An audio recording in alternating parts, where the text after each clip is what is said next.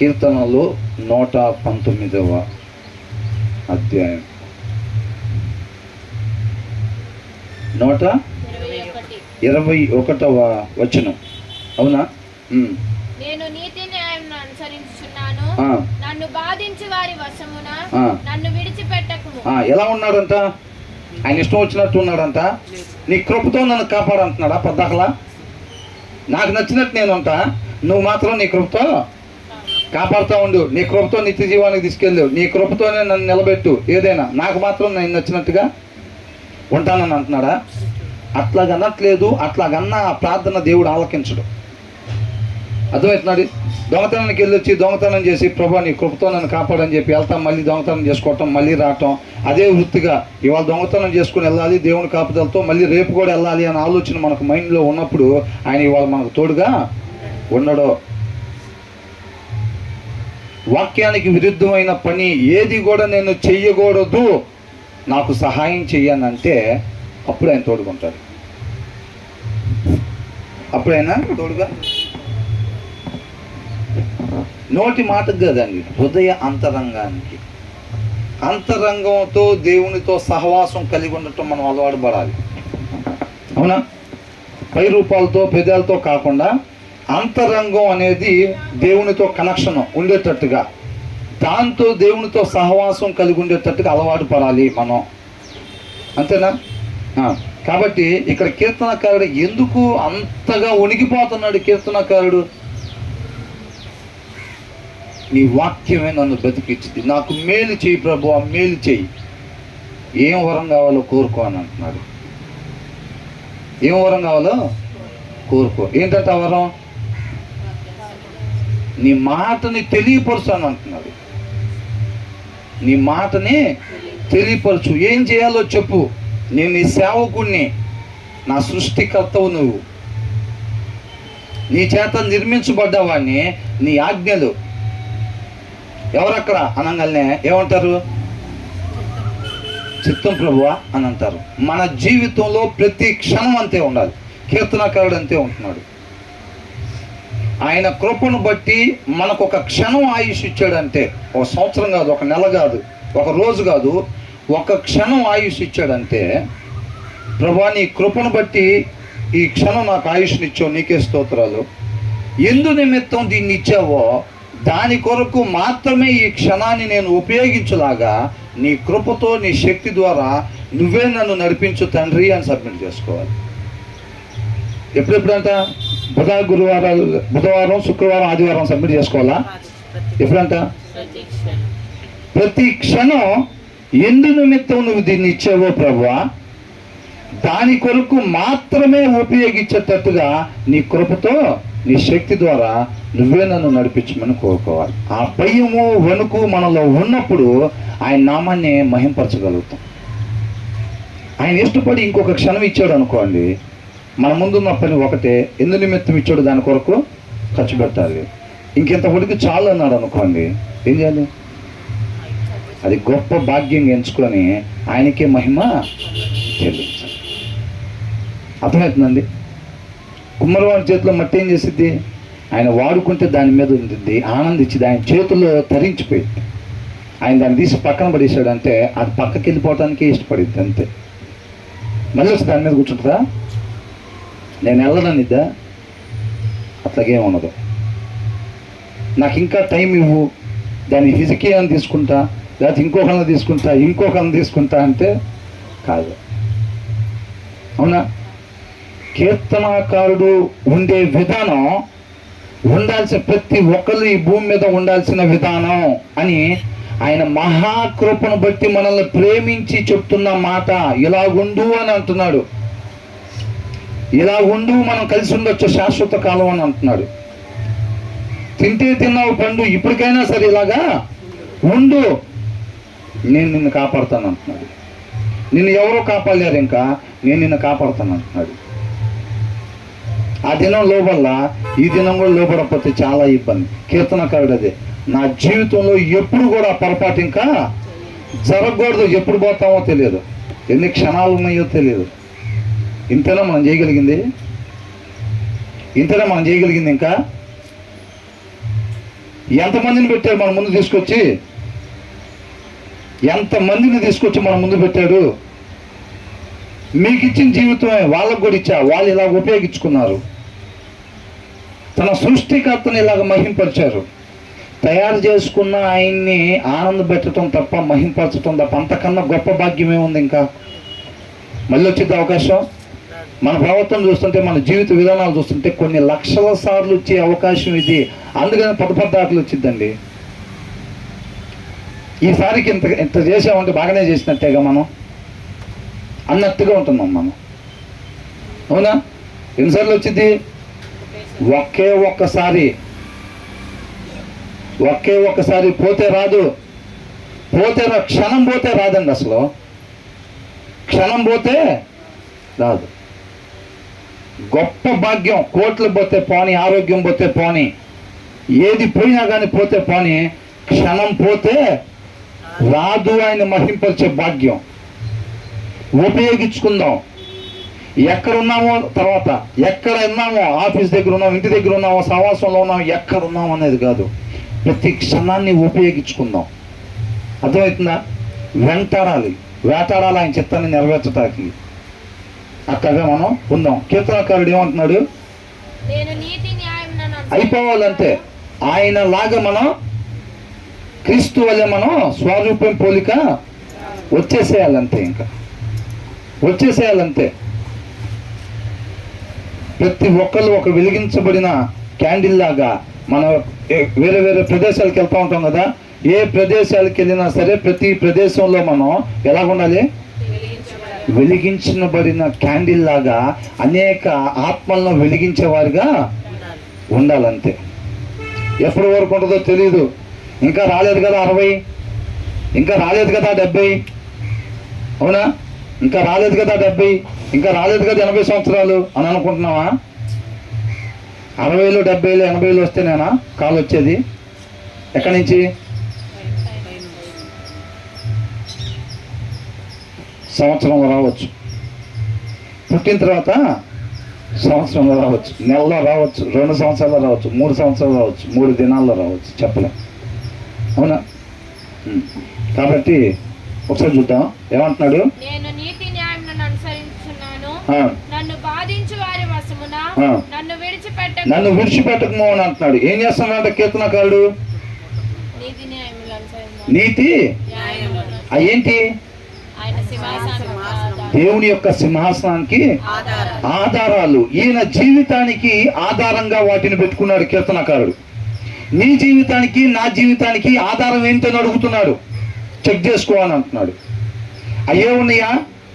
నీ జీవితానికి, నా జీవితానికి ఆధారాలుగా నీతి న్యాయమే ఉందా? అవతలను బట్టి ప్రవర్తిస్తున్నామా అంటున్నాడు. ఎదుటి వారిని బట్టి మనం ప్రవర్తిస్తున్నామా? ఈ లోకం తీరును బట్టి మనం ప్రవర్తిస్తున్నామా? నా మాటను బట్టి ప్రవర్తిస్తున్నామా అంటున్నాడు. అర్థమవుతుందండి? నీతి న్యాయం ఎక్కడున్నా సరే అదే ఉండాలి మన జీవితంలో. అది ఉన్నంతసేపు మనలో క్రీస్తు మాత్రమే కనపరచబడతాడు. అది ఎక్కడ న్యాయాన్ని వదిలిపెట్టద్దు, ఎక్కడ ధర్మాన్ని వదిలిపెట్టద్దు. దానికోసం ఆయన ఇక్కడ చేర్చుకుని ఆయన కృపను బట్టి మనకు తెలియపరుస్తూ ఉన్నాడు, వెలిగిస్తూ ఉన్నాడు. ఆయన వాక్యము వెలుగుతో నింపుతున్నాడు, మనం సారంతో నింపుతున్నాడు. ఆ ఉప్పులో సారాన్ని నింపుకొని కాముకుంటానికి కాదు, అది ఆ ఉప్పు గడ ఎక్కడికి వెళ్ళి సారాన్ని పంచాలో ఆ యొక్క ప్రదేశంలో పంచటం కోసం ఆయన కృపను బట్టి ఆ ఉప్పులో సారాన్ని నింపుతున్నాడు. అంతేలేకని ఊరకైనా నింపుకొని రేపు ఆయన పిలుపు రాగానే వెళ్ళిపోవటానికి కాదు. ఎందుకు? పని లేక నింపుతాడా? ఆయన కాదు. ఆయన మాట ఆయన నోట నుంచి వచ్చిందంటే ఆయన చిత్తాన్ని నెరవేర్చకుండా అది వెనక్కి తిరగదు. నువ్వు నేను విధేయత చూపిస్తే మాంసపు హృదయాలుగా మన హృదయాన్ని పెట్టుకుంటే ఆ ప్రదేశంలో ఆయన మాట పడింది అని అంటే మాత్రం అర్థమవుతుందండి. మన హృదయాల్లో మాంసపు హృదయంగా ఉన్న హృదయంలో ఆయన మాట పడింది అని అంటే అది దేనికోసం వచ్చిందో, నువ్వు ఎక్కడికి వెళ్ళాలి, ఏ కార్యం చేయాలి, ఎవరితో ఏం మాట్లాడాలో ఆ కార్యం చేయకుండా అది వెనక్కి తిరగదు. నువ్వు నేను విధేయత చూపిస్తే, విధేయత చూపించకపోతే నశించిపోయేది ఎవరు? సౌలు దగ్గరికి ఆ మాట వచ్చింది, విధేయత చూపించాడా? విధేయత చూపించలా. ఆయన చిత్తాన్ని దావీదు ద్వారా నెరవేర్చుకుంటా ముందుకెళ్ళిపోయాడు. నష్టపోయింది ఎవరు? సౌలే. అర్థమవుతుందండి? ఆయన చిత్తం ఆగదు. మనందరం మొండికేసిన రాతి హృదయాలుగా పెట్టుకున్న ఆయన చిత్తం ఆగదు, ఆయన రాజ్య స్థాపన ఆగదు. అర్థమవుతుందండి? దాంట్లో నువ్వు నేను ఉన్నామా లేదా అని చెక్ చేసుకోవాల్సిన అవసరం ఉన్నది. దాన్ని జాగ్రత్తగా గ్రహించుకోవాలి. ఇక్కడ అంటున్నాడు, నేను నీతి న్యాయములను అనుసరించుచున్నాను, నన్ను విడిచిపెట్టద్దు. ప్రతి మనిషి కూడా నీతి న్యాయాన్ని అనుసరించి నడుచుకోవాలి. అది ఉండాల్సిన విధానం అన్నమాట. న్యాయాధిపతుల్లో వాళ్ళు ఉండాల్సిన రీతిగా ఉండకపోతే వాళ్ళు ఏం చేసేవాడు? శత్రువులకి అప్పగించేవాడు. అదే కీర్తనకారుడు అంటున్నాడు, నేను ఉండాల్సిన రీతిగా ఉంటున్నాను అని అంటున్నాడు. అంటే ఎలాగంట? ప్రతి మనిషి ఎలా ఉండాలంట? నీతిగా న్యాయంగా ఉండాలంట. నేను అలా ఉంటున్నాను కాబట్టి నన్ను ఎవరికి అప్పగించొద్దు అని అంటున్నాడు. అవునా? మరి మనమేం కోరుకుంటున్నాం? నీతిగా న్యాయంగా లేకపోతే మనల్ని ఎవరికి అప్పగిస్తాడు? అప్పగిస్తాడా లేదా? ఖచ్చితంగా అప్పగిస్తాడు. శత్రువులు అంటే ఎవరు? లోకము శరీరము లాగినను లోబడక నేను వెళ్ళదను. ఎవరంట? లోకము శరీరం. లోకం శరీరం. నీతి న్యాయంగా లేవనుకో, నీ శరీరేచ్ఛలకి అప్పగించబడతావు. అవునా? శరీరేచ్ఛలకి అప్పగించబడతావు. శరీరాన్ని అనుసరించే వాళ్ళు ఎవరు? అపవాది సంతానము. క్లియర్గా రాయించబడింది. శరీరాన్ని అనుసరించే వాళ్ళు అపవాది సంతానము. వాళ్ళు రేపు పొందుకోబోయేది నిత్య నరకము. అవునా? ఆత్మను అనుసరించే వాళ్ళు దేవుని పిల్లలు అనబడతారు. రేపు వాళ్ళు పొందుకోబోయేది నిత్య జీవము. అంతేనా? కాబట్టి ఆత్మను శరీరానికి లోకానికి మనం అప్పగించబడకుండా ఉండాలి. లోకంలో ఏముంది? జీవబుడము. అవి తండ్రి వలన కలిగినవి కావు. వాటికి మనం అప్పగించబడకూడదు. శరీరాశకి అది మనల్ని జయించేటట్టుగా ఉండకూడదు. నేత్రాశ, శరీరాశ, జీవపుడంబం వీటికి మనం అప్పగించబడకుండా ఉండాలి. అంటే ఏం చేయాలంట? నీతిగా న్యాయంగా ఉండాలి. ఎక్కడున్నా సరే ఆయన కృపను బట్టి మనల్ని ఎక్కడ ఉంచినా సరే నీతిగా న్యాయంగా ఉంటే నీ శరీరానికి నీ మీద అధికారాన్ని ఇవ్వడు. శత్రువులకి లోకానికి కూడా అధికారం ఇవ్వడు. నువ్వు నేను దురాశ చేత మల్లు కొలపబడి ఏరవబడకపోతే అపవాది మనల్ని ఏమీ చేయలేడు. అర్థమవుతుందండి? యేసుక్రీస్తు వారిని ఏమైనా చేశాడా? అపవాది వచ్చి 3 సార్లు వచ్చాడు కదా, ఏమైనా చేశాడా? ఎందుకు నేను చేయలే? ఆయన దగ్గర ఏముంది? వాక్యం ఉంది. అదే వాక్యం మన దగ్గర కూడా ఉన్నది. మనల్ని ఏమైనా చేస్తాడా? అపవాది ఏమీ చెయ్యలేడు. అది లేకుండా నిలబడ్డామంటే మన పని అయిపోయింది. అవునా? అది అంటున్నాడు కీర్తనకారుడు. అంటున్నాడు, నేను నీతి న్యాయములను అనుసరించుచున్నాను, నన్ను బాధించు వారి వశమును నన్ను విడిచిపెట్టకము అని అంటున్నాడు. భయపడుతున్నాడు, వణుకుతున్నాడు అన్నమాట. అవునా? మరి మనం కూడా అట్లా విడిచిపెట్టుకుని ఉండాలంటే మనం ఏం చేయాలి? ఎలా ఉండాలి? మనం కూడా ఎక్కడుండాలి? ఫెలోషిప్లోనా? మరి బుధవారమా? ప్రతి క్షణం కూడా ఆయన కృపను బట్టి మనం ఎక్కడ ఉంచితే అక్కడ ఉండాలంట. నీతిమంతుల మేలు కొరకు సమస్తం సమకూడి జరుగుతూ ఉంటుంది. నీతిమంతులు అంటే ఎవరు? వాక్యాన్ని అనుసరించేవాళ్ళు. వాళ్ళను ముడితే ఆయన కనుగుడ్డుని ముట్టినట్టే. వాళ్ళు నోరు తెరిచారంటే ఒకటి దాని పట్ల దేవునికి చిత్తం ఉంది. వాళ్ళు 2 రోజులు ఊరు వెళ్ళారు అని అంటే అక్కడ దేవుడి పని ఉన్నది. అర్థమవుతుందండి? వాళ్ళు వేసే ప్రతి అడుగు విలువైంది, కారణం కలిగింది, దేవుణ్ణి మహిమపరిచేది, ఆయన ఇష్టాన్ని నెరవేర్చేది. వాళ్ళు నోరు తెరిచారంటే ఆయన పని కొరకే ఉండిద్ది. వాళ్ళు అడుగు వేసారంటే అది ఎక్కడికన్నా కానీ ఆయన పని మీద మాత్రమే జరుగుతూ ఉంటుంది. వాళ్ళ మేలు కొరకే సమస్తం సమకూడి జరుగుతూ ఉంటుందంట. అర్థమైందా? ఆ మేలు మనకు కూడా కావాలి అని అనుకుంటే మనం ఎలా ఉండాలి? నీతిమంతులుగా ఉండాలి. అది ఆయన ఏ ఒక్కరిని వీళ్ళ వతికిస్తున్నా నేను ఇది అని అనట్లేదు. సమస్త మానవాళికి ఇచ్చాడు అవకాశం, అవునా కదా? మనం నీతిమంతులుగా ఉంటే మన మేలు కొరకే సమస్తం సమకూడి జరుగుతూ ఉంటుంది. ఈ సృష్టిలో సమస్తం కూడా అంట మన మేలు కొరకు జరుగుతూ ఉండిద్ది అంట. ఎప్పుడు? మనం నీతిగా న్యాయంగా వాక్యాన్ని అనుసరించి ఉంటుంటే సమస్త సృష్టిలో ఎక్కడ ఏదన్నా జరగని అది దేని మేలు కొరకు అంట? మన మేలు కొరకే జరుగుతూ ఉండిద్ది అంట. అర్థమవుతుందండి? కాబట్టి మనం ఏమాత్రం కూడా ఆ లైను దిగకూడదు. ఆ లైన్లో ఉన్నంతసేపే దేవుడు కాపుదల మనకు ఉండిద్ది. లైను దిగామా నిత్యము భ్రమలో రెడీగా ఉంటాయి. నిత్యం ప్రతి క్షణం ఆయన కృపను బట్టి మనకిచ్చిన ప్రతి క్షణం కూడా ఆ రంగుల ప్రపంచం మన ముందు పెట్టి ఆడిస్తూనే ఉంటాడు. అర్థమవుతుందండి?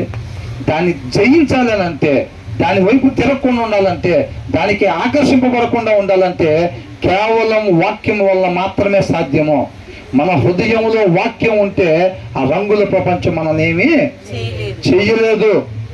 ఇదే లోకంలో ఉండి యేసుక్రీస్తు వారు ఎలాగైతే జయించారో అదే రీతిగా మనం కూడా జయించవచ్చు. అర్థమవుతుందండి? అలాగంటున్నాడు. తర్వాత ఏమంటున్నాడు? మేలు కొరకు మేలు కొరకు నీ సేవకునికి పూటపడము. గర్విష్ఠులు నన్ను బాధింపక ఎందురుగా. గర్విష్ఠులు అంటే ఎవరు? గర్విష్ఠులు అంటే ఎవరు? వాక్యాన్ని ధ్యానించిన వాళ్ళు, దాన్ని అనుసరించిన వాళ్ళు. అర్థమవుతుందండి? వాళ్ళే గర్విష్ఠులు. సపరేట్గా ఎవరో ఉండరు.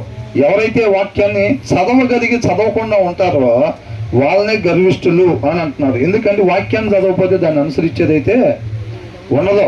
ఏమి ఊరికే జనాలు భక్తిలోంచి పడిపోయామనుకుంటారని చెప్పి దాని ప్రకారంగా ఊరికే పైన నొరగలాగా ఉండటమే తప్ప దాంట్లో ఏర్లు ఉండవు. కాబట్టి ఏమంటున్నాడు? మేలు కొరకు నీ సేవకునికి పూటపడము. గర్విష్ఠులు నన్ను బాధింపక ఎందురుగాక అని అంటున్నాడు. ఇప్పుడు గర్విష్ఠులు మనల్ని బాధింపకుండా ఎప్పుడు ఉంటారు? ఎప్పుడు ఉంటారు గర్విష్ఠులు మనల్ని బాధింపకుండా? మనం ఎప్పుడైతే నీతిగా న్యాయంగా ఉంటామో అప్పుడు గర్విష్ఠులు మనల్ని బాధింపకుండా ఉండేటట్టుగా ఆయనే చూసుకుంటాను అని అంటున్నాడు. తర్వాత ఏమంటున్నాడు?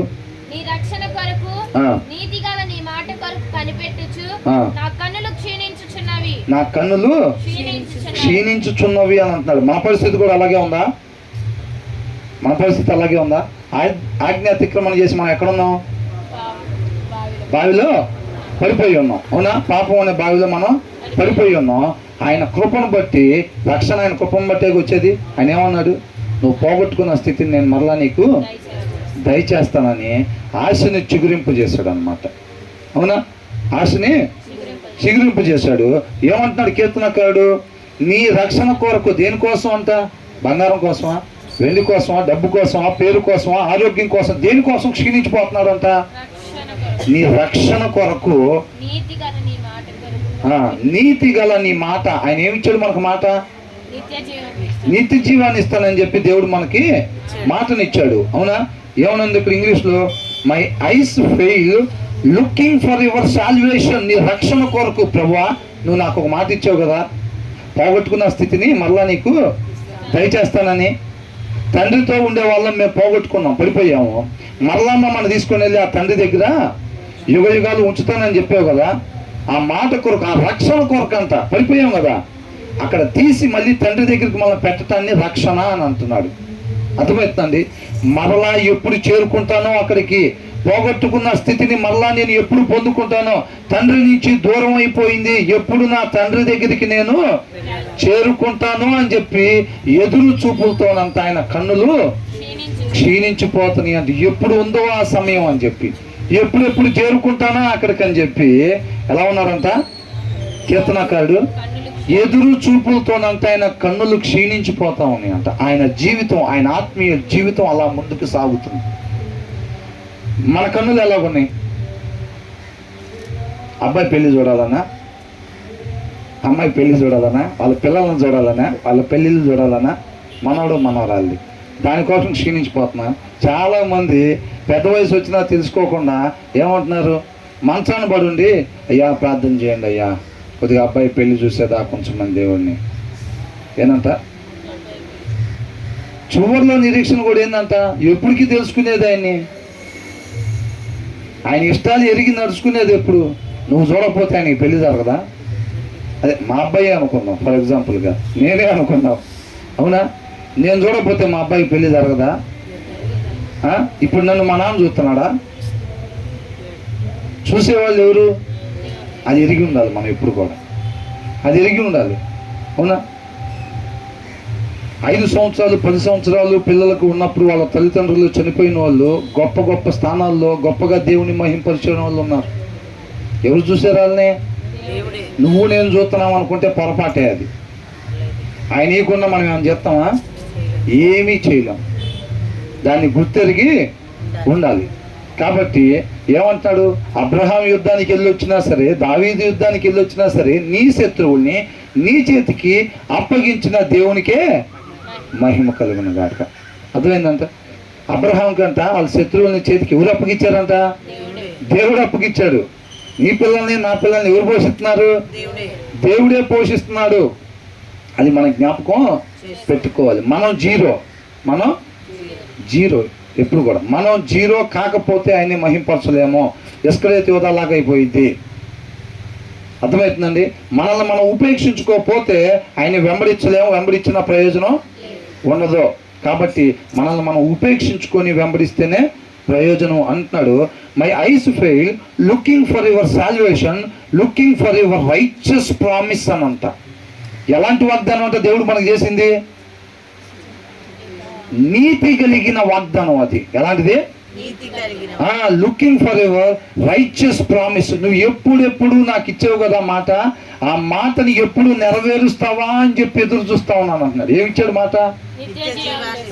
నేను మరలా తండ్రి దగ్గరికి చేరుస్తాను, భయపడబాకు అని అంటున్నాడు. యుద్ధం యెహోవాదే అంటున్నాడు. నువ్వు నేను విధేయత చూపిస్తే యుద్ధం ఆయన చేస్తాడు, లేకపోతే మనతో యుద్ధం ఆయన చేస్తాడు. మనతో యుద్ధం ఆయన చేస్తాడు, అవునా? కాబట్టి కీర్తనాకారుడంతా ఆయన కన్నులు అలా క్షీణించిపోతున్నాయి అంట. నీ కన్నులు నా కన్నులు నిజంగా దాని కొరకు క్షీణించిపోతున్నావా? క్షీణించిపోతున్నాయా? ఎప్పుడెప్పుడు నేను తండ్రి దగ్గరికి చేరుకుంటానా అని చెప్పి ఎదురు చూపులు చూస్తున్నావా మనం? ఆ ఆలోచన ఉందా మతిలో? మనకుండే మన బుర్రలో కొన్ని ఆలోచనలు ఉంటాయి కదా, వాటిలో కనీసం లాస్ట్లో అయినా ఉంది, అది చెక్ చేసుకోమని అంటున్నాడు. కీర్తనాకారుడు కూడా ఈ లోకంలో ఉన్నాడు, అవునా? వాక్య సారాంశం సత్యం. దీంట్లో ప్రతి ఒక్కటి కూడా సత్యమే. అబద్ధాలు రాస్తారు దీంట్లో? అబద్ధాలు రాయరు. ఎవరి చేత రాపించబడింది ఇది? దేవుని యొక్క పరిశుద్ధాత్మ చేత రాపించబడింది. కాబట్టి దీంట్లో అబద్ధాలు రాయరు. కీర్తనాకారుడు అంటున్నాడు, మనం అందరం కూడా ప్రతి ఒక్కళ్ళు ఆ బావిలో ఉన్నాం. ఆయన కృపను బట్టి నేను మిమ్మల్ని తండ్రి దగ్గరికి చేరుస్తానని చెప్పాడు. మనం చేసిన పనికి ఆయన చెప్పాల్సిన అవసరం లేదు. మన తుడిసేసి కొత్త జనాంగాన్ని ఆయన చేసుకోవచ్చు. కాకపోతే అలా చేయటాను కదా. ఆయన ఏమంటున్నాడు? ఆయన కృప చొప్పున మనల్ని రక్షించుకొని, ఆయన పరిశుద్ధమైన రక్తం అనే వెల ఇచ్చి మనల్ని కొనుక్కొని, ఆ వైరస్ బట్టిన ఫోన్లు ఏం చేస్తున్నాడు? వాక్యం ద్వారా, తన మాట ద్వారా కడుక్కుంటున్నాడు ఆయన, అవునా? కడుక్కుంటున్నాడు. My eyes fail looking for your salvation. ఆ రక్షణ కొరకంట. అంటే కీర్తనాకారుడు నీళ్ళలో మునిగి లేవలేదా? ఇప్పుడు మనకు అర్థమవుతుంది కదా, నీళ్ళలో మునిగి లేచాడా లేవలేదా? లెగిసి చాలా కాలం అయింది. కానీ ఎన్ని సంవత్సరాలు, 18 సంవత్సరాలు వచ్చినా, 28 సంవత్సరాలు వచ్చినా ఆ భయము వణుకు తగ్గుతుందా పెరుగుతుందా? పెరుగుతుంది. ఇంకా అర్థమవుతుందండి. నా కన్నులు క్షీణించిపోతున్నాయి. నువ్వు ఇచ్చిన మాట ఎప్పుడు నెరవేర్చబడిద్దా నా జీవితంలో? ఎప్పుడు నెరవేర్చబడిద్ది చెప్పండి? ఎప్పుడు నెరవేర్చబడింది అంటే ఆయన ఆల్రెడీ ఎలాగుంటున్నాడంట?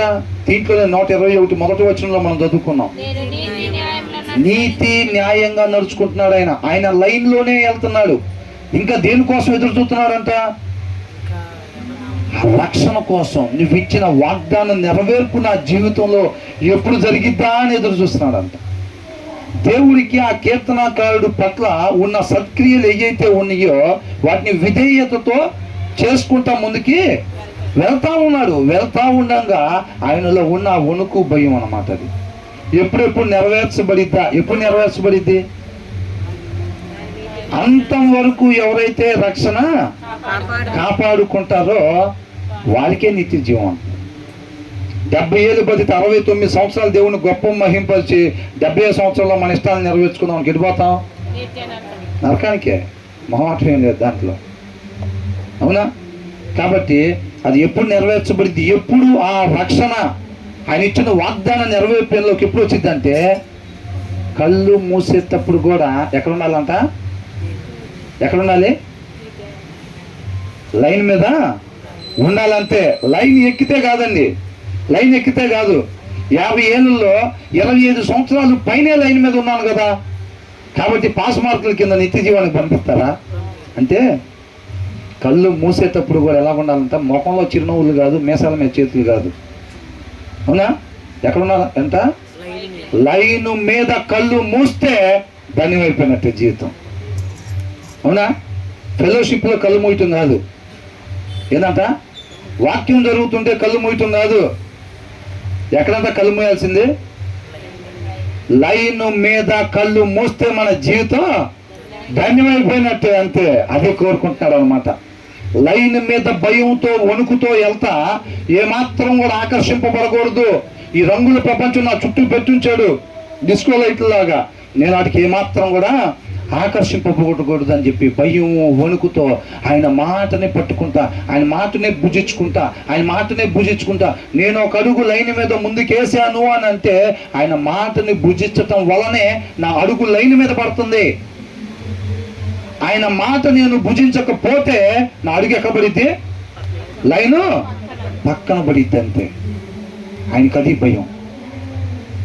నన్ను జీవింపజేసేది నీ మాట, నన్ను రక్షించేది నీ మాట. ఆ మాట నేను చదవకుండా వదిలిపెడతానా? నువ్వు మాట్లాడకపోతే నా పని అయిపోయినట్టే అంటున్నాడు. ఇగో నా మాటలను ఇచ్చాడు, నీ మాటలైనా సరే ఆడు ఉండను అంటున్నావు. ఏంటంట? ఆయన నీ మాటలు నాకు తెలుసు, అవమర్లో ఉండాను అంటున్నాను. అర్థమవుతుందా?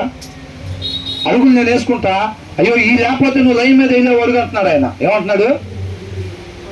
ఈ లేకపోతే నువ్వు దీన్ని భుజించకపోతే నీ అడుగు లైన్ మీద పడతాను అంటున్నాడు. నా అడుగుల సంగతి నేను చూసుకుంటాలే కానీ నువ్వు అవమర్లో ఉండు అని అంటున్నాడు. ఆయన అంటున్నాడు అట్లాగ అవ్వదు అని అంటున్నాడు. ఇది తినకపోతే నీ అడుగు లైన్ మీద పడతాను అంటున్నాడు. దాన్ని తెలుసుకోవాలి. అందుకని ఏమంటున్నాడు కీర్తనాకారుడు? Looking for your salvation. ఆయన కన్నులు క్షీణించిపోతున్నాయి అంట. ఎప్పుడెప్పుడు చేరుకుంటానా అక్కడికని. ఎప్పుడు చేరుకుంటాడు? కళ్ళు మూసిన తర్వాతే చేరుకుంటాడు. గొప్ప భాగ్యంగా జయించితిని అని కళ్ళు మూస్తాడంట, అవునా? కళ్ళు మూసేటప్పుడు ఎలా ఉండాలి? గొప్ప ఆనందం, బాధతో అయ్యో చచ్చిపోతున్నాను కాదు, అయ్యో చచ్చిపోతున్నాను అనేది ఎవరు? ఆయన ఇష్టాన్ని పక్కన పెట్టి మన ఇష్టాన్ని నెరవేర్చుకుంటారు చూసారా? అయ్యో చచ్చిపోతున్నాం అంట. లైన్ మీద ఉండే వాళ్ళు కళ్ళు మూసేటప్పుడు ఏముంటుంది? జయించితిని. పౌలు గారు ఏం చెప్పారు? మంచి పోరాటము పోరాడి తిని. అది ఉండాలన్నమాట కళ్ళు మూసేటప్పుడు. ఆ స్వరం వినపడాలన్నమాట. అర్థమైందా?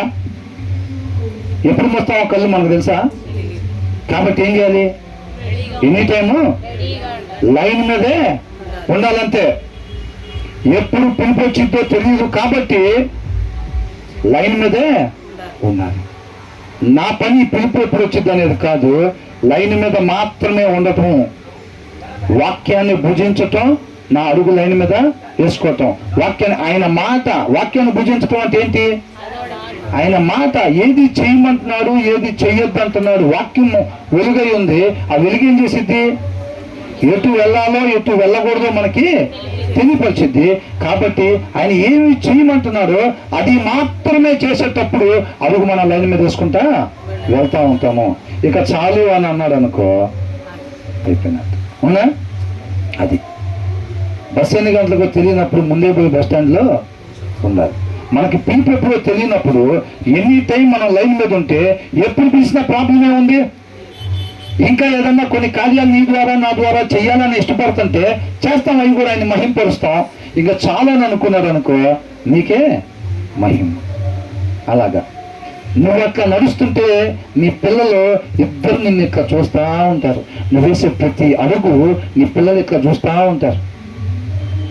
తండ్రి వేసే అడుగులు, తల్లి వేసే అడుగులు ప్రతి ఒక్కరు కూడా చూస్తూ ఉంటారు ప్రతి క్షణం పిల్లలు. అర్థమవుతుందండి? నువ్వు అలా నడుస్తుంటే నీ పిల్లలు నా పిల్లలు ఎలా నడుస్తారు? వేరొక దారిలో నడుస్తారా? ఏదో లోకంలో ఒక సామెత ఉంది, ఆవు చూసారా, ఆవు చేలో మేస్తే దూడ గట్టు మీద మేసిద్దా? అది కూడా ఎక్కడ మేసిద్దంట? చేలో పడే మేసిద్ది. అవునా? అది గుర్తు పెట్టుకోవాలి. నీ పిల్లలకు నువ్వు 1000 మాటలు అరే సరిగుండాలి కాదు, చూస్తూ ఉన్నారని మనం ప్రతి క్షణం ఎప్పుడైతే అట్లా నడుచుకుంటా వెళ్తున్నామో పిల్లలు చూసి అదే అడుగుల్లో చక్కగా వేసుకుంటూ వెళ్తూ ఉంటారు. అది నీ పిల్లలు నా పిల్లల్ని ఎవరు చూసినా సరే వాళ్ళు కూడా అదే నేర్చుకుంటారు. ఆ లైన్లో ఉన్నంతసేపు నీలో నాలో ఎవరు కనపడుతూ ఉంటారు? క్రీస్తే కనపడుతూ ఉంటాడు. అవునా? ఆ లైన్లో మనం ఉన్నంత నీతి న్యాయంగా ఉండేటప్పుడు మనలో ఎవరు కనపడతారు? క్రీస్తు మాత్రమే కనపడతాడు అనమాట. అవునా కదా? ఆ దారి ఎక్కడికి తీసుకెళ్ళిద్ది? తండ్రి దగ్గరికి తీసుకుని వెళ్ళిద్ది అనమాట. కాబట్టి మనం ఎక్కడున్నా సరే నీతిని తప్పద్దు. పరిస్థితి మన ముందు ఏదన్నా ఉండనీగాక నీతిని మాత్రం తప్పద్దు, ధర్మాన్ని మాత్రం తప్పద్దు. ఎక్కడన్నా ఉండని 20,000 రూపాయల జీతమా? ధర్మాన్ని తప్పితే 1,00,000 చేస్తానంటున్నారా? ఏం చేద్దాం? 2 లక్షలు అయితే జాగ్రత్తగా ఆలోచించుకొని చెప్పండి. 5 అయితే మళ్ళీ వచ్చిద్దో రాదు అవకాశం. 5 ధర్మాన్ని తప్పితే, న్యాయాన్ని తప్పితే ఏం లేదు. సింపుల్, పెద్ద ప్రాబ్లం ఏం లేదా అంటున్నాడు. అది అర్థమైందా? కాబట్టి ఆ భయం వణుకు మనలో ఉన్నది. తర్వాత ఏమంటున్నాడు? ఏమంటా? Deal with your servant according to your love అని అంటున్నాడు. ఎవరు లవ్ అంట? మళ్ళీ తీసుకొస్తారు హిజ్కియా అని. నీ కన్నులు ఎదుట నేను ఎలా ఉన్నానో తెలుసు కదా, దాన్ని బట్టి నాకు ఇంకొక అవకాశం ఏమో అరవైన తర్వాత. అవునా? మనకు కావాల్సిన ముక్కలు ఏరుకొచ్చుకోవటమే దాంట్లో నుంచి. మనకు అవసరమైన ఏరుకొచ్చుకోవటం. ఏమంటున్నాడు?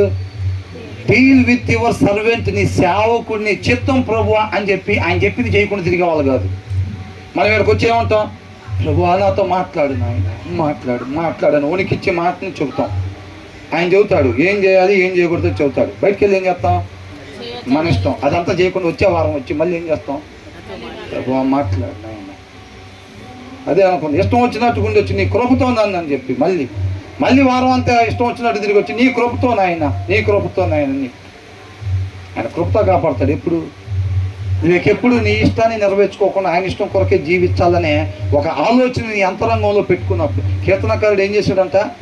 వాక్యాన్ని మాత్రమే అనుసరించేటట్టుగా తన హృదయాన్ని అంతా అట్లా సెట్ చేసేసుకున్నాడంట.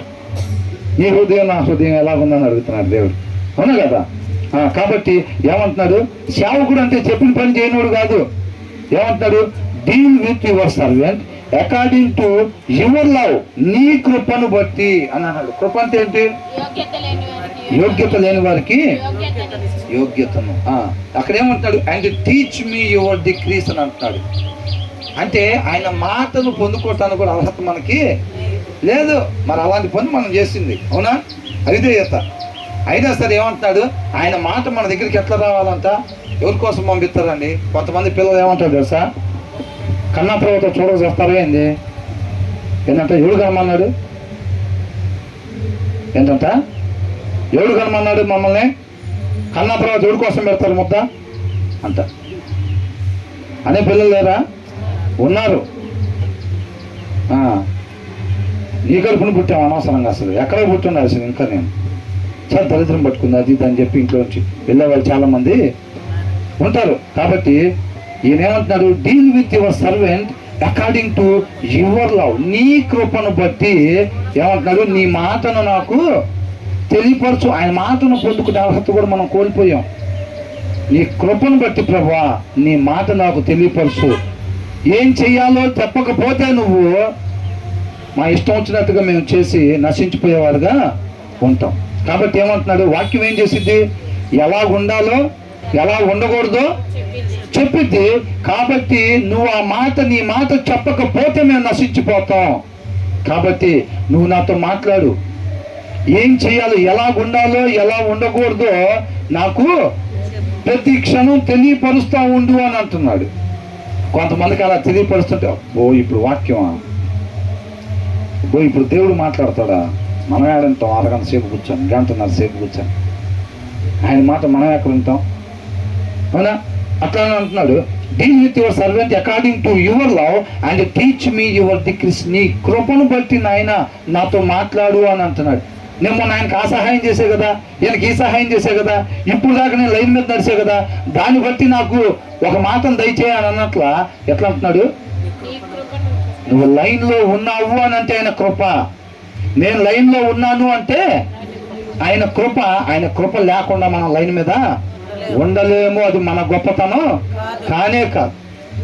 అందుకనే ఈ బైబిల్లో ఉన్న భక్తులు మొత్తం కూడా వాళ్ళ జీవితంలో జయించి సమస్తం ఆయన కృపతోటే మమ్మల్ని నడిపించి జయాన్ని మాకు అందించాడని చెబుతున్నారు తప్ప మేము చేసామని అనుకోలేదు. అలా అనుకున్న నెబుకద్నెజర్ పరిస్థితి ఏమైంది? నా మహిమ కొరకు ఈ రాజ్యాన్ని నేను స్థాపించుకుంది కదా అని అనుకున్నాడు. అనుకున్న మరుక్షణం అంట ఏమైంది? గడ్డి మేసేవాళ్ళలాగా అయిపోయాడు. ఎవరు నెబుకద్నెజర్ని పిలిచింది?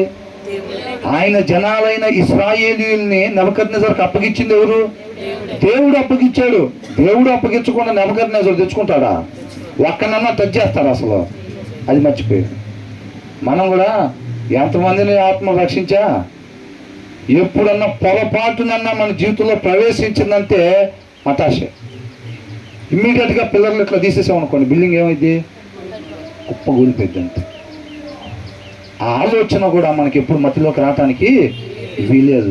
నేను కాదా అందరికి ఇవాళ స్నాక్స్కి ఇచ్చింది, నేను కాదా ఇవాళ అది ఇచ్చింది, నేను కాదా ఇవాళ ఇది ఇచ్చింది, నేనే కదా ఇచ్చింది అని అనుకున్నామంటే మాత్రం పొరపాటు జరిగినట్టే. అర్థమవుతుందండి? నేను వచ్చిన కొత్తలో ఏంటి దేవుడు ఇక్కడికి అంటే ఆయన కృపను బట్టి నేను ఆయన పాదాల చెంత కూర్చున్నప్పుడు, అంటే బైబిల్ చదవటానికి కూర్చున్నప్పుడు ఆ చదువుతుంటే అద్భుతమైంది ఆ మాట. అంటే నేను మట్టి పాత్రనైనా నా పాత్రలో పోసిన పానీయం చాలా విలువైంది అనేది నాకు అర్థమయ్యేది. అక్కడ నాకు చీఫ్ గెస్ట్లు ఉన్నారు, వెళ్ళి అక్కడ పోయి అనేవాడు, ఆజ్ఞాపించేవాడు. బైబిల్లో రాస్తుంది అది. ప్రతి సేవకుడు ఇల్లు ఏమి లేదు, జీరో. ఒక రకం చెప్పాలంటే ఒక రకం కాదు, అన్ని రకాలుగా వెర్రి వాళ్ళని ఎన్నుకుంటానంటున్నాడు ఆయన. ఎవరంటే ఎన్నుకునేది? వెర్రి వాళ్ళని ఎన్నుకుంటాడంట. ఇక్కడ నిలబడాలంటే ఒక అర్హత ఉండాలి. ఏంటి అర్హత? వెర్రితనం. వెర్రిలాగా ఉంటేనే. అర్థమైందా? అంటే ఆయన దృష్టికి అట్లా ఉంటే అప్పుడు తీసుకొచ్చి మట్టి పాత్రలాగా తీసుకుని వచ్చి ఏమంటున్నాడు? నాకు విలువైన మనుషులు ఉన్నారు అక్కడ, నువ్వు పోయి తీసుకుని వెళ్ళి అక్కడ పోయి అని అంటున్నాడు. అర్థమైందండి? ఇక్కడున్న ప్రతి ఒక్కళ్ళ పట్ల ఆయన కృప ప్రేమ ధారాళంగా ఉందన్నమాట. అర్థమవుతుందా? ధారాళంగా ఉంది అసలు. అక్కడ పోయి నాకు ఇష్టమైన వాళ్ళు, ప్రియమైన వాళ్ళు, అర్థమవుతుందండి, నేను ఆనందించే వాళ్ళు అక్కడ ఉన్నారు, నువ్వు తీసుకుని వాళ్ళ దగ్గర పోయి అని అంటున్నాడు. నేను దానికోసం వచ్చాను. ఏమంటున్నారు తెలుసా? నేను అనుకున్నాను ఫస్ట్లో, ఏంటి ఇక్కడ పెద్ద వయసు వాళ్ళు ఉంటున్నారు ఎక్కువ, ఇక్కడికి పంపిస్తున్నాడు ఏంటి దేవుడు ఆ మాటని, వీళ్ళు ఎక్కడికి పోయి చెప్పగలుగుతారు అసలు అని అనుకుంటా ఉండేవాడిని. నా ఫస్ట్లో అది మతిలో ఉండేది. ఇక్కడ అంత పెద్ద వయసు వాళ్ళు ఉన్నారు, తీసుకుని వెళ్ళి అక్కడికి చేపిస్తున్నాడు, ఇంత విలువైన పానీయం తీసుకుని వెళ్ళి దేవుడు అక్కడ పోస్తున్నాడు అది వీళ్ళు దాగి ఏం చేస్తారు అసలు, వీళ్ళు ఎక్కడికి పోయి సువార్త చెప్పలేరు కదా అనే ఒక డౌట్ నాకు ఉండేది. దేవుడు తర్వాత నాకు తెలియపరిచింది, పిచ్చోడా నువ్వు ఇవాళ కళ్ళు తెరిచి చదువుతున్నావు చూసావా, నీకు ఆ చదువు చదివించింది వాళ్ళ కోసమే అంటున్నాడు. నువ్వు ఇంగ్లీష్లో ఒక మొక్క చదువుతున్నావు చూసావా, నీకు తెలియదు, మీ నాన్నకు తెలియదు. ఏదో లోక సంబంధంగా మీరు ఆశించేదో చదివించాను అనుకుంటున్నారు. ఈ దినాన నువ్వు పోయి అక్కడ వాళ్ళకి చెప్పాలి కాబట్టి నేను చదివించానని అంటున్నాడు. నిన్ను చదివించిన దానికి అక్కడ నాకు ఇష్టమైన వాళ్ళు, ప్రియమైన వాళ్ళు, అక్కడ చదవలేని వాళ్ళు ఉన్నారు. దానికోసం నిన్ను చదివించాను నేను అని అంటున్నాడు. నాకు అప్పుడు అర్థమైందనమాట.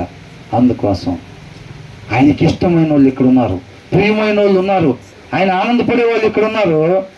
వాళ్ళ కోసం నేను చదివించాను. నేను అక్కడ దాకా నోరు తెరవకుండా నేను ఏదైతే పోతున్నానో అది తీసుకుని వెళ్ళి అక్కడ పోయాను అన్నాడు. ఆజ్ఞాపించడం అని ఉంది దాంట్లో.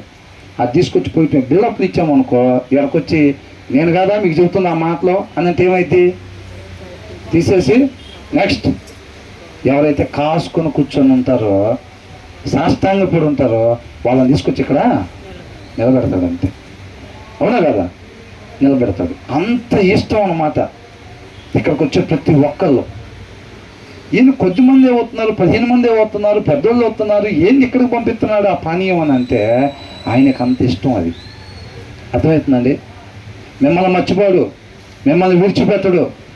అంతవరకు కూడా ఎక్కడెక్కడి నుంచి, ఎక్కడ పుట్టాను ఎక్కడ పెరిగాను పంపించాడా లేదా మీ దగ్గరికి, నన్ను కాదు తర్వాత ఇంకొకళ్ళు ఎక్కడెక్కడి నుంచో పంపిస్తాడు. వాళ్ళ దగ్గరికి వెళ్ళండి, నా మనుషులాళ్ళు, నా వాళ్ళు, నాతో ఉండిపోయే వాళ్ళు అంటున్నాడు. తీసుకుని వెళ్ళి అక్కడ పోయి దానికోసం నిన్ను చదివించానని అంటున్నాడు. ఇంకా బ్రహ్మాండంగా చెప్పేవాళ్ళు వస్తారు తర్వాత భవిష్యత్తులో. అర్థమవుతుందండి.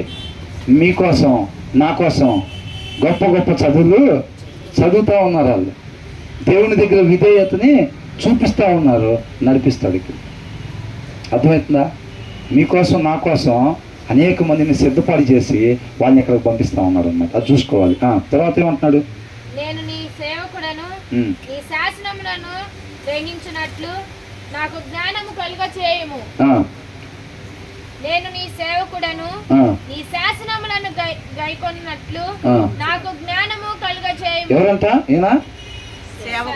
నేను నీ సేవకుడిని అని అంటున్నాడు. I am your servant, give me discernment that I may understand your statutes అని అంటున్నాడు. నేను నీ సేవకుని, నాకు ఆ వివేచనని దయచేయి ప్రభువా అని అంటున్నాడు.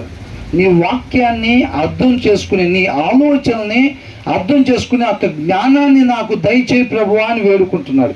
ఇది ప్రార్థనా కీర్తన. ఇది అర్థమవుతుందండి.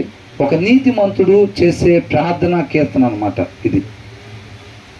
దీంట్లో మీరు గమనించారా, 22 ఆల్ఫాబెట్స్ ఏదైతే హీబ్రూ భాషలో ఉండే 22 ఆల్ఫాబెట్స్లో డివైడ్ చేయబడి ఉండేది ఇది మొత్తం. అందుకనే మనకి ఒక్కొక్క దాంట్లో, ఒక్కొక్క ఆల్ఫాబెట్లో కేవలం 8 వచనాలు మాత్రమే ఉంటాయి. మీరు ఏ ఆల్ఫాబెట్లో అయినా చూసుకోండి, ఎన్ని ఉంటాయి? 8 వచనాలే ఉంటాయి ప్రతి దాంట్లో కూడా. అవునా. ఇది అలాగా చేయబడి ఉందన్నమాట. ఇది ప్రార్థనా కీర్తన. ఏమంటున్నాడు, ఐ యామ్ యువర్ సర్వెంట్, నేను నీ సేవకుని, నీ ఆలోచనని అర్థం చేసుకునే జ్ఞానాన్ని దయచే, అది దైవ జ్ఞానం అని అంటున్నాడు. ఆ జ్ఞానంతో ఆత్మీయ జీవితాన్ని జయించగలుగుతాము.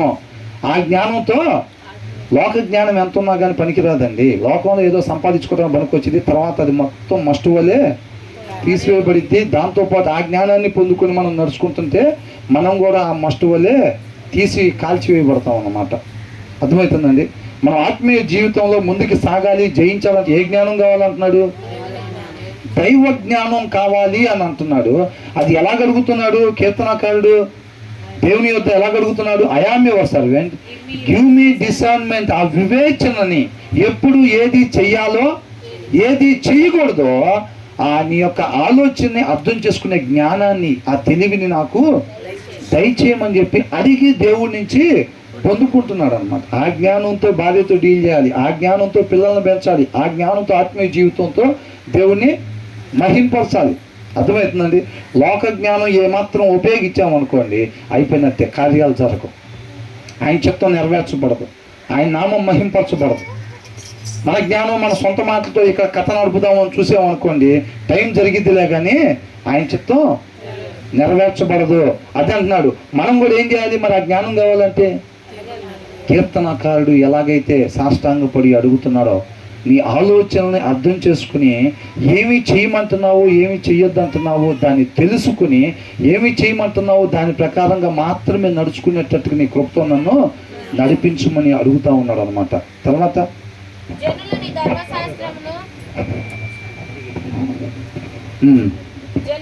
ధర్మశాస్త్రమును నిరాకారము చేసి ఉన్నారు. ఏం చేశారంట జనులు? ధర్మశాస్త్రాన్ని నిరర్ధకము అనుందా? నిరర్ధకము ఏం చేశారంట? అర్థం లేనిదిగా. నిరర్ధకం అంటే ఏంటి? అర్థం లేనిదిగా చేశారు అని అంటున్నాడు. 126 అదేనా? జనులు నీ ధర్మశాస్త్రమును నిరర్ధకము చేసి ఉన్నారు. యెహోవా ఇదే సమయము వాక్యాన్ని అంతా మీరి జనాలు ఏం చేస్తున్నారంట? నడుచుకుంటున్నారంట. వాక్యాన్ని మీరి జనాలు నడుచుకుంటా ఉన్నారు. ఏమని అంటున్నాడు? It is time for you to act lord అని అంటున్నాడు. అర్థమైందా? Your law is being broken అని ఉంది. అర్థమవుతుందండి? ఒక వాక్యాన్ని మనం అలా మీరేవారిగా ఆయన ఉగ్రతకి పాత్రలుగా అయ్యేవాళ్ళంగా మనం ఉండొద్దు. మనం లైన్ దిగామంటే ఎవరుంటారు మనకెదురు? దేవుడే మనకి ఎదురుంటాడు. అర్థమవుతుందండి? ఆ పని ఏంటంటే అపవాదికి ఏందనుకుంటున్నారు ఇష్టపడేది? దేవుడు మనం ఇద్దరం ఒకవైపు ఉంటాం ఇష్టం ఉండదు. మా ఆయనకి ఏమి ఇష్టం అంటే మనము దేవుడు ఎదురెదురు ఉండాలనేది ఇష్టపడుతూ ఉంటాడు. అర్థమవుతుందా?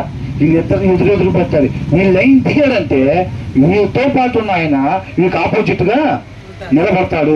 కాబట్టి వీళ్ళని లైన్ దింపాలి. దానికోసం ఎన్ని రంగులు పెట్టి పక్కన ఆడియాలో అన్ని రంగులు మనం ఒక్కొక్క అడిగి వేస్తూ ఉంటే ఇటు పక్క నుంచి ఆకర్షణీయమైనవి చూపిస్తూ ఉంటాడు. ఈ లోకంలో యేసుక్రీస్తు వారికి ఏం చూపించాడు? ఈ లోకం మొత్తం తీసుకొచ్చి పెట్టి, ఇదిగో ఇది మొత్తం నాదే, ఒక్కసారి నమస్కారం చేసామంటే మొత్తం నీకు ఇస్తానని అంటాడు. అర్థమైందా? అలాంటి మొత్తం తీసుకొచ్చి ఆడిస్తూ ఉంటాడు అనమాట. నువ్వు ఇంటిని చూసి భ్రమ కలిగి లైన్ దిగగానే అది నేనేం కాపాడలేదు, అది ఎండమావులాగా అయిపోయింది. అది ఏంటి? ఎండమావులు. నువ్వు లైను కింద వెయ్యగానే, వాక్యాన్ని మేరగానే, ధర్మాన్ని వదిలిపెట్టగానే, న్యాయాన్ని నువ్వు నేను వదిలిపెట్టగానే ఏమైతే ఆకారంలాగా అయిపోయింది, బిలాంలాగా అయిపోయింది. అవునా? గెహజీలాగా అయిపోయింది. ఏమైపోయింది? గెహజీ ఏం చేశాడు? ఇలా వస్త్రాలు తీసుకొచ్చుకొని దాచిపెట్టుకొని సెట్ అయిపోవచ్చు అనుకున్నాడు. సెట్ అయ్యాడా? ఏమైంది? ఆ భ్రమ కలిగింది. అనుకున్నాడు ఒక్కసారిగా, అబ్బా వద్దు అనేది వాక్యం చెప్పినప్పుడు అలా చేస్తే అని అనుకోగానే ఒక భ్రమ కలిగిపోయింది అనమాట. తర్వాత వేసుకొని బ్రహ్మాండంగా రాజ మార్తాండ గెహజీ గారు ఏం చేయుచున్నారు అన్నట్టుండిద్దని వాళ్ళొక్క పెడతాడు భ్రమ. ఆ భ్రమ కోసం మనం ఏం చేస్తామంటే ఆయన వద్దు అన్న పని చేయనిపోతాం. లైన్లో నుంచి పక్కకి అడుగేస్తాం. అడుగు వేయగానే రాజ అనేది ఉండదు. ఇక మొత్తం ఎండమావులాగా అయిపోయింది. నువ్వు చూస్తే ఎక్కడ ఉంటావు? లైన్ పక్కన ఉంటావు. అంతే. లైన్ పక్కన ఉంటావు. నీ ముందు ఎవరు ఉంటారు? దేవుడు ఉంటాడు. అంతే, కత్తి పట్టుకొని. ఏంటి మన పరిస్థితి? అవునా కదా? మనం దీని ముందు వచ్చిన వాళ్ళు అదేనా చదువుకుంది? They donations. ఇదిగో 118 వచ్చిన, you reject all who stay from your decrease. నీ వాక్యాన్ని అనుసరించిన వాళ్ళందరినీ రేపు నువ్వేం చేస్తావు? నిరాకరించదు, అంగీకరించవు నిత్య జీవంలోకి, తండ్రి దగ్గరికి రానివ్వు. నీవు నిరాకరించేదవు అంటే తండ్రి దగ్గరికి పోకుండా ఎవరు అడ్డం పడేది? దేవుడే. ఎప్పుడు? ఆయన మాటని అనుసరించినప్పుడు నీకు ఇక్కడికి ప్రవేశము లేదు అని అంటాడంట. అర్థమవుతుందండి? For the delusions come to nothing అని అన్నాడు. ఏదైతే భ్రమల వలన నువ్వు లైన్ దిగావు కదా, ఆ భ్రమ నీకు ఏది పనికొచ్చేది కాదు. అది ఎండమావు లాంటిది. నువ్వు నీళ్ళు అనుకొని దిగావు, కానీ దిగిన తర్వాత అది ఎండమావులు అన్న విషయం నీకు తెలిసిపోయింది. అది నిన్ను కాపాడలేదు. నువ్వు లైన్ దిగిన తర్వాత నీకు ఆపోజిట్గా నేనే ఉంటాను. కాబట్టి తగిన జాగ్రత్తని ఆయన కృపతో మనకు ముందే తెలియపరుస్తున్నాడు మన ఆత్మీయ జీవితంలో. అర్థమవుతుందండి? అట్లా అయ్యిద్ది అన్నమాట పరిస్థితి. కాబట్టి అలాగెళ్ళి మళ్ళీ దావీదులాగా ఆడవటం, పెడబొబ్బులు పెట్టడం, కింద పడి వెళ్ళాడటము, మళ్ళీ దగ్గరకు తీసుకొని ఎత్తుకోమని ఈ గోళ అంత ఎందుకు మనకి? అవసరమా? అదే 11వ అధ్యాయంలో దావీదు జీవితం ముగిసిపోయి ఉంటే, బెత్షెబాను పిలిచిన తర్వాత రోజే దావీదుకి పిలిపొచ్చుంటే, ఊరియాని చంపిన రోజే దావీదుకి పిలిపొచ్చుంటే, ఇక్కడ పెయిన్ వచ్చింది అనుకోండి, ఏమయ్యేది? ఆర్గానిక్ ఫుడ్స్ తింటున్నాడు, ఊరియాని ముందు లైన్లో పెట్టి చంపించే అనగానే ఇక్కడ పెయిన్ వచ్చుంటే ఇరుపోయేవాడు దావీదు నరకానికి మొహాటం ఏం లేదు దాంట్లో, అవునా? కాబట్టి అదంతా మనకొద్దు. లైన్ దిగటం మనకున్నాడుగా దావీదు, అట్లాగే కింద పడి డుల్లాడదాం బురద పూసుకొని అని అనుకుంటే అప్పుడు నాకు అవకాశం లేకపోతే అయిపోయినట్టునే కదా. మరి మనకు పిలుపు ఎప్పుడు వచ్చిందో తెలియనప్పుడు మనకెందుకు ఆ రిస్కులు? కబడ్డీలు ఎందుకు? అవునా? కబడ్డీ ఏం చెప్తారు? బెడ్లైన్ దగ్గరికి వెళ్ళి టచ్ చేసి వస్తూ ఉంటారు పద్దాకలా పాయింట్ల కోసం. బెడ్లైన్ దగ్గరికి సినిమా చూస్తా బ్రదర్, దాంట్లో మంచే తీసుకుంటా. సీరియల్ చూస్తా బ్రదర్, మంచే తీసుకుంటా. వాడితో సావాసం ఎందుకురా నీకనంటే, వాడితో సావాసం చేసినా వాడు చేసే చెడ్డ పనులు నీకెందుకు, నాకెందుకు ఆ కబడ్డీ అంటున్నాడు, నీకెందుకు ఆ పందెం పనులు అంటున్నాడు, అవునా? కాబట్టి ఏమంటున్నాడు? అయ్యంతా ఆ భ్రమలే. ఎవరికన్నా మేలు చేస్తాడా? దేవుడికున్న అది ఒకటేంటంటే మేలు మాత్రమే.